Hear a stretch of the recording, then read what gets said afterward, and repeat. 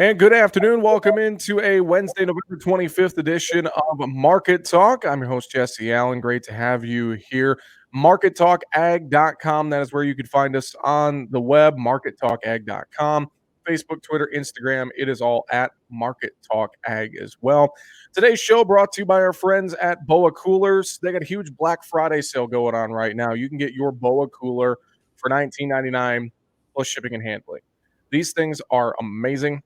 I've talked about them before. I love them. It's nice and compact. It's like a drawstring bag, that you would take to the gym, but it's a cooler. Take it with you if you're out kayaking during the summer. Maybe you're golfing, whatever the case may be, playing sports of any kind, going hiking, camping. Maybe you're in the tractor during fall harvest. Wrap that up, but spring planting is going to be right around the corner. This is a way to keep your drinks, your food cool and refrigerated. They got 4 awesome colors. Check them out. They are changing the cooler game. BOAcoolers.com. That's BOA Coolers.com. Again, Black Friday sale going on right now. Check it out today. BOAcoolers.com and tell them Jesse at Market Talk sent you. All right, well, we got to talk markets today, and let's bring in Mike Zuzolo with Global Commodity Analytics, our guest here on this pre-Turkey Day edition of Market Talk. Mike, how are you? Hey, doing great, Jesse. I almost put the diaphragm in so that we could start with a real turkey call when we started this one, but I decided not to do that. That would have been awesome, actually. We should have done it. Well, if I would have, the German Shepherd here would have gone apey, so it's probably good we didn't. Happy Thanksgiving. Probably is a good idea. Happy Thanksgiving to you and all the listeners out there today. Yeah, happy Thanksgiving to you as well, Mike. Appreciate you being on the show. And let's get right into this. A down day today in the markets here as we head into this holiday week. Soybeans the other day, we tapped that $12 mark and we closed about a dime below it. Now today, finish down 7 1/4 in that January contract at 11.84. Is this a sign of a reversal, or are we just seeing a little holiday profit taking here, Mike? No, I think we got to really be careful here if you're a bullish trader right now, because we have had, and I think you and I talked about this the past week or two, Jesse, where you've got these consolidation waves that the market's waiting for more news on. The grain markets, the livestock, I wouldn't include that, but we've had a real consolidation trade with the wheat and the corn. Beans, as you say, try to push up, make new highs, but it goes up without the meal and without the wheat, and all of a sudden it falls back on itself. And so it looks as though we're moving towards a smoother transition to a new president. That has gotten some of the bulls rallying in the crude oil, in the unleaded gasoline market, brand new record highs in the stock market. But notice the ethanol market was the leader to the downside along with the wheat right before Thanksgiving. And so the COVID vaccination potential, the potential for a fiscal stimulus bill on a smoother transition, both of these things are helping some markets, but you notice the grain markets is not helping.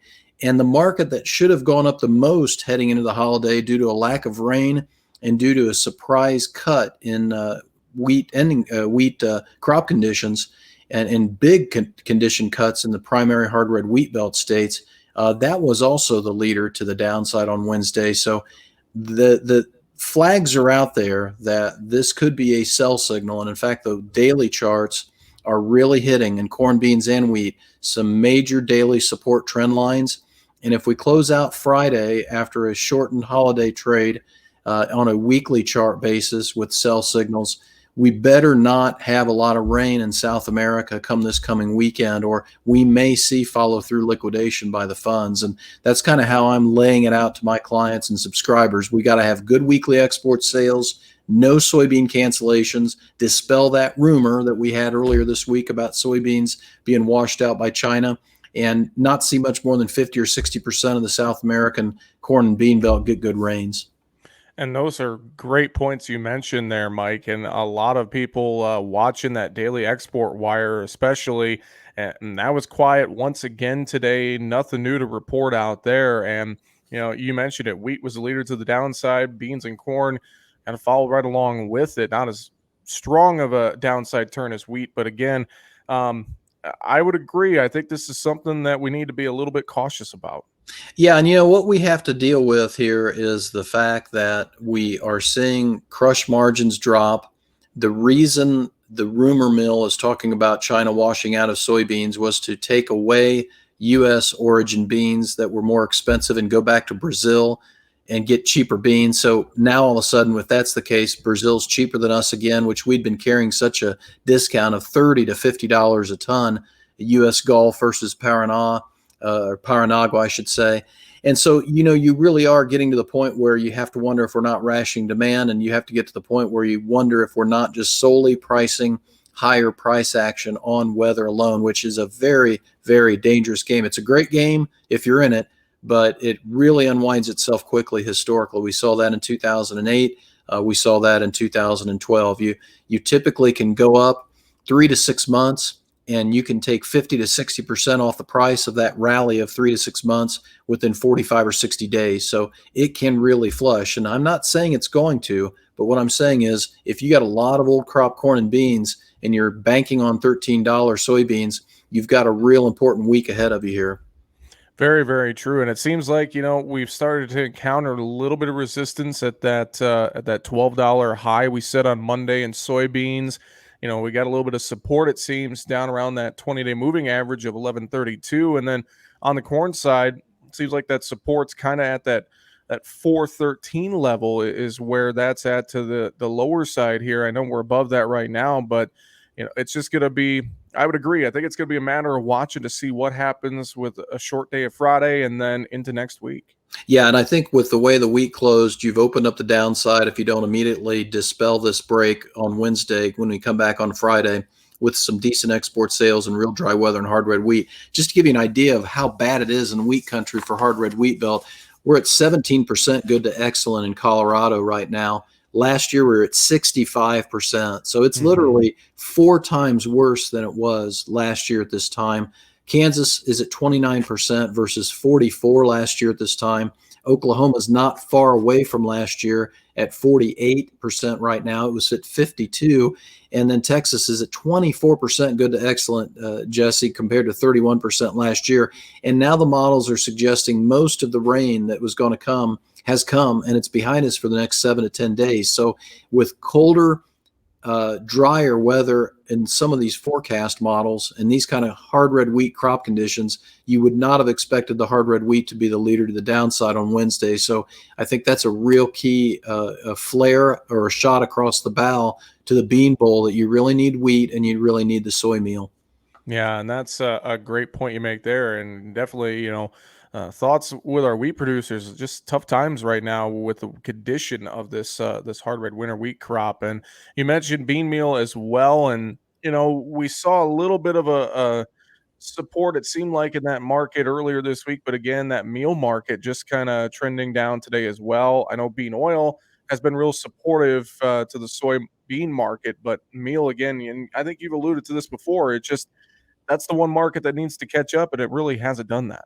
No, you're exactly right. And the crush margins, I sent out a chart that overlaid the soy meal price with the crush margins to the clients and subscribers this week. And it's pretty amazing how the crush margins can really stop in the tracks a very strong rally in the soybeans because the soy meal stops dead in its tracks when the crush margins drop. Now, the good news is we had cold storage report numbers that showed poultry numbers and pork numbers way down versus last year, especially in the pork. And so the feeding is going to continue. It's just, are we going to get those kind of record crush numbers that we've had before? No, for 2 reasons. One, the high price, farmers not selling, and the crush margins. And so I think that's where we are rationing demand. I think it's safe to say that, but we don't know yet whether it's enough because we don't know how the South American weather is going to play out.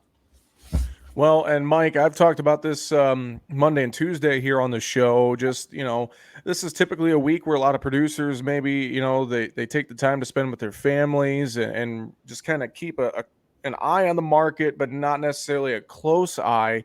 If I'm a producer sitting there and I've been watching this, rally, do I get a little spooked? Do I get a little cautious here overall? I know you mentioned old crop beans and corn sitting in bins or wheat or whatever the case may be. do I start to get a little bit of, a floor underneath me here looking at just the way the market closed today? I think if you close Friday below 1175 to 1180 in the lead month beans, you start to wonder whether you shouldn't get a little bit priced, Jesse. That we got to remember, beans tend to run in 40 to 60 cent moves. That's been my experience anyway. So, you get a momentum underneath you and you can run 40 to 60 cents higher, but you can also run 40 to 60 cents lower. And I think what you talked about a minute ago needs to be repeated. The meal market has not taken out its 2018 highs yet, whereas the beans are at the 2016 highs. So we really could see a situation where if the meal stays where it's at, beans fall back towards their 2018 highs, and check that level to make sure and double check that we are at support levels. And that's the new support instead of the resistance level that we used to, came out of. So I think that's where we're at with the soybean complex. Mike, let's switch over to livestock here today. Cattle side, seeing a little bit of activity in feedlot country. I know some sales reported in Iowa, Texas, Kansas today. Nothing major, but around that 110, 111 mark on live side, dressed at 172, kind of where we saw some sales today, but really just a quiet day in feedlot country. Future side, not a bad day, moderate gains there. What are you seeing in this cattle market heading into Thanksgiving? Well, we've had a really nice rebound thanks to the cold storage numbers and the cattle on feed report, especially for the cattle. And I think this is where the market has gone from seeing a pretty substantial discount in futures compared to the cash feeder index. And you and I talked about that last week, I believe. We've now seen that spread narrow to where the futures is actually over the cash index. As you talked about, we're dealing with the 110, 111 fat cattle price out in the country, whereas futures is now at 111, and you got the February futures trading around 113 plus. So you've lost all your discount in the futures. You had a nice short covering rebound and maybe even a pickup of longs by the funds, I think, Jesse. And so now you're in kind of the tough, the easy money is behind us, I guess, when it comes to the fundamentals supporting us and the funds covering short. So now it's the tougher gut slot that we have to go through as far as we have to justify the next move up when it comes to the cattle market. And that just simply gets tough this time of year, especially with another new record hospitalizations in COVID and another new record, unfortunately, in deaths for COVID here in the United States. I checked the numbers before we went on air. We crossed 2,000 deaths here in the United States. A month ago, it was 883. So these hospitalizations, because you're seeing hospitals hit 80+% capacity in some cases, unfortunately, it's starting to tick into a situation where we're not keeping people alive anymore, and we're starting to see those deaths go up as well. And we're seeing what TSA said, 1 million passengers boarded planes on Sunday, and that was the highest since the pandemic started. Still about 50% below a year ago level, but it's still at a pandemic high. So we're probably going to keep spreading this. We're probably going to keep seeing a strained healthcare system. And you got to really wonder what's next when it comes to shutdowns, because it seems like every day some new city or some new state. I saw New York on Wednesday is actually putting up checkpoints, kind of like a martial law type scenario where they're putting up checkpoints for people to make sure they're not traveling. So this can't do anything but hurt the demand side of the equation for the red meat sector this next 30 to 50 days. So I'm still a hedger. I want to get the rest of my hedges locked in for this next quarter. I'm great that the stock market's making new highs, but I think there too that dog is about tired out at this stage. And that's all great points you made there, Mike. And I would assume that probably would carry over to the pork side, the hog side as well. We saw a decent day there, but we've been pretty range bound, and a lot of that pork demand is going to, unfortunately, depend on what's going on with the COVID situation here in the U.S. Yeah, I think so. I mean, I think I'll be a little bit slower on the hog side just because I'm getting more and more indication from China, from other pork producers in the country and meat packers in the world that are suggesting that China is still going to need our pork. That's going to be the number 2 thing I look at, other than soybean cancellations on Friday's weekly export sales report, is do we keep the pace up for the pork when it comes to the Chinese importing our pork pretty aggressively.